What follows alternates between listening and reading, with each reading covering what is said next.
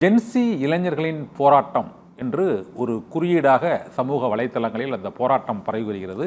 இந்தியாவில் இந்த ஜென்சி போராட்டம் இலங்கை, வங்கதேசம், இந்தோனேசியா, மடகாஸ்கர் உள்ளிட்ட இந்த ஏசியன் ஸ்பிரிங் என்று அழைக்கக்கூடிய இந்த ஆசிய வசந்தம் என்று அழைக்கக்கூடிய வகையில் இளைஞர்களின் போராட்டம் இந்தியா முழுவதும் பரவி அது ஒரு பெரிய ஆட்சி மாற்றத்திற்கு அல்லது ஒரு அதிகார மாற்றத்திற்கு வழிவகுக்குமா என்ற ஒரு சந்தேகம், கேள்விகள் இப்போது சமூகத்தில் எழுந்திருக்கிறது. தமிழகத்தில் ஒரு புதிதாக ஒரு ஆட்சி மாற்றம் ஏற்பட்டுள்ள சூழ்நிலையில் இப்போது நாடு முழுவதும் இளைஞர்களின் எழுச்சி எழுப்பக்கூடிய கேள்விகள் என்ன என்பது குறித்து நம்முடைய தமிழகத்தின் மிக மூத்த அரசியல் தலைவர், எழுத்தாளர், சிந்தனையாளர் அவரிடம் இந்த அரசியல் போக்கு குறித்து நாம் விவாதிக்கலாம். முதலில் அவரை வரவேற்று இந்த விவாதத்துக்குள் செல்லலாம். பழக்கரப்பையா ஐயா, வணக்கம். இப்போது டெல்லியில் நடைபெற்று வரக்கூடிய இந்த போராட்டம் ஒரு 3 நாள்களாக கட்டுக்கடங்காத அளவுக்கு எங்கு பார்த்தாலும் இளைஞர்கள் கூட்டம் டெல்லி மாநகரம் முழுவதும் ஆங்காங்கே எனக்கு அது புரிந்து விட்டது. இல்ல ஆங்காங்கே முன்னுரையிலேயே அது எனக்கு புரிந்து விட்டது. பழக்கரப்பையா சார், அது இந்தியாவில் அது வரது வாய்ப்பு இருக்குதா? இல்லை, எவ்வளவு வரும் என்று பார்ப்போம். அதாவது அவர்களுடைய நோக்கம் அல்லது முன்வைப்பு என்பது சின்னமாக இருக்கிறது. நாடு தழுவிய ஏராளமான இளைஞர்கள் இதில் பங்கு கொண்டிருக்கிறார்கள். எதிர்பாராத விதமாக இந்த கட்சியே உருவானது. 1 மாதம் 2 மாதத்தில் அது உருப்பெற்று விட்டது. சுப்ரீம் கோர்ட் ஜட்ஜு இளைஞர்கள் ஒரு நீக்குப்போக்கு இல்லாமல் செயல்படுவதை காக்ரோச் அப்ரோச் என்று சொல்லி அவர் ஒரு வார்த்தையை பயன்படுத்தினார், கரப்பான் பூச்சிகளைப் போல என்று. அதையே இவர்கள் தங்களுடைய பெயராக ஆக்கி கொண்டார்கள். ஆமாம், நாங்கள் கரப்பான் பூச்சிகள் தான், ஆனால் நாட்டிலே எவ்வளவு பெரிய விளைவை நாங்கள் ஏற்படுத்துகிறோம் பாருங்கள் என்று சொல்லி அவர்கள் கிளம்பிவிட்டார்கள்.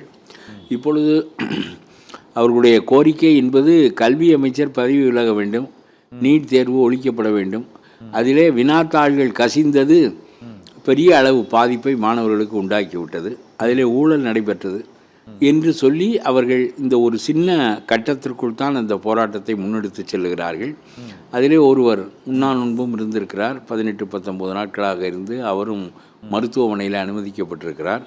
ஆக இந்த போராட்டம் என்பது டில்லியிலே பெரிதாகி நாட்டு மக்களுடைய கவனத்தை ஈர்த்திருக்கிறது. நேற்று ராஜீவ் போன்றவர்களெல்லாம் அதில் போய் நாமும் அதில் பங்கு கொள்ளாவிட்டால் அயன்மைப்பட்டு விடுவோம் என்று சொல்லி அஞ்சி அவர்களும் அதில் பங்கு கொண்டிருக்கிறார்கள்.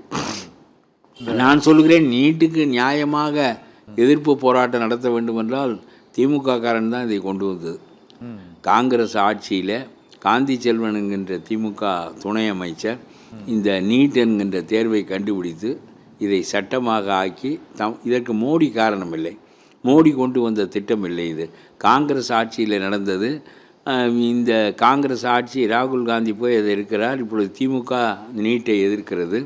ஆனால் இவர்கள் கொண்டு வந்த திட்டம்தான் அது. நாடு முழுவதற்கும் ஒரே மருத்துவக் கல்லூரி, ஒரே மருத்துவக் கல்வி, எல்லோருக்கும் ஒரே தீர்வு என்று சொல்லி கொண்டு வந்தார்கள். இதில் மோடியினுடைய ரோல், மோடி எத்தனையோவற்றில் நமக்கு உடன்பாடில்லாத எத்தனையோ செயல்களை அவர் செய்கிறார் என்பது வேறு. ஆனால் இந்த நீட் தேர்வு வந்ததற்கு திமுக காரணமே தவிர, காங்கிரஸ் ஆட்சி காரணமே தவிர இதற்கு மோடி காரணமும் இல்லை.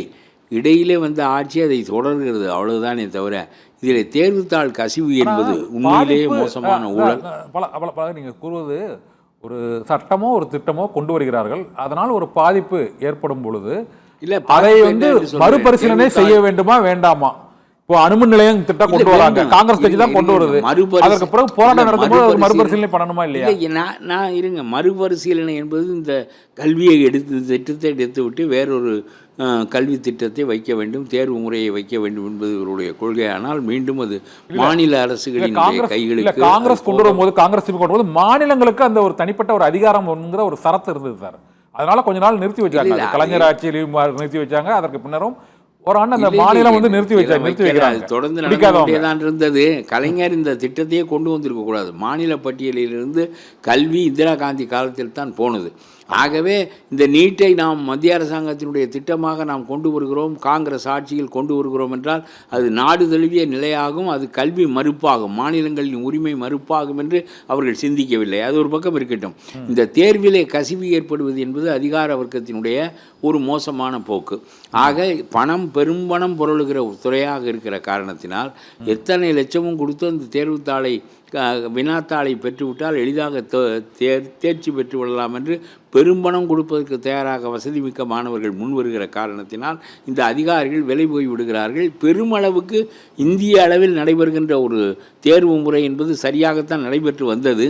இருந்தாலும் அதில் கசிவு ஏற்படுகின்ற போது அதனால் மாணவர்கள் தேர்வை தள்ளி வைத்து அதனால் பல துன்பங்களுக்கு அவர்கள் உள்ளாகிறார்கள் என்பதினாலே அவர்கள் எதிர்க்கிறார்கள். ஆனால் அவர்களுடைய நோக்கம் பெரிய மாணவர்கள் ஆட்சி மாற்றத்திற்கு வழிவகுக்க வேண்டும் என்று சொன்னால் நாட்டினுடைய பல பொருளாதார சிக்கல்களை அவர்கள் எடுத்து முன்வைக்க வேண்டும். இப்பொழுதைக்கு அவர்கள் என்ன செய்கிறார்கள் என்றால் நீட் தேர்வுத்தாள் கசிவு மாணவர்களுக்கு துயரத்தை உண்டாக்கியது. அந்த தேர்வு முறையை ரத்து செய்யுங்கள், அதற்கான கல்வி மந்திரியை ராஜினாமா செய்ய வேண்டும் என்று அவர்கள் சொல்லுகிறார்கள். நான் சொல்லுகிறேன், இது ரொம்ப ஒரு கல்வி மந்திரியை கூட 3 மாதம் வேலைக்கு வைத்து விட்டு பிறகு வேறொரு துறையில் அவரை போட்டு விடுவார்கள். ஆனால் இதுக்கு போய் உண்ணாவிரதமெல்லாம் இருந்து இவ்வளவு பெரிய போராட்டம் நடத்துவது என்பது ஒரு மனிதனை நீக்குவதற்காக அல்ல. ஏனென்றால் இது ஒரு மனிதன் கொண்டு வந்த திட்டமும் இல்லை, இந்த ஊழலில் அந்த ஒரு மனிதன் சம்பந்தப்படவும் இல்லை. அதிகார வர்க்கம் எல்லாவற்றிலும் பலமுறை நீங்கள் கொள்வது ஒரு நல்ல ஒரு அந்த அந்த அந்த திட்டம், அதனால் ஏற்பட்ட பாதிப்பு பற்றி சொல்கிறீங்க. ஆனால் இப்போ ஏற்பட்டிருக்கக்கூடிய இந்த போராட்டம் என்பது வீட்டுக்கு ஒருவர் பட்டம் பெற்றிருக்கிறார், ஆனால் அந்த பட்டத்திற்கு தகுந்த கல்வி தகுதிக்கு தகுந்த வேலை வாய்ப்பு என்பது இல்லை. அந்த கரப்பான் பூச்சி என்று அவர்கள் குறிப்பிட்டது வேலையை எந்த அரசாங்கமும் கொடுக்கவில்லை, கல்வியை கொடுக்கிறார்கள், வேலையை கொடுக்கவில்லை, ஒட்டுமொத்த கல்வி முறையே மாற்ற வேண்டும் என்றதா சோனம் வாங்சுக் 20 நாள் உண்ணாவிரதம் இருந்தார். சரியான அணுகுமுறை. Unemployment is the biggest problem in our country. அதனால வேலை வாய்ப்பை எங்களுக்கு உருவாக்கி தாருங்கள் என்று சொல்லி அவர்கள் வைத்திருக்கின்ற போராட்டம் சரியானது தான். முன்பு படித்தவர்களின் எண்ணிக்கை குறைவாக இருந்தது.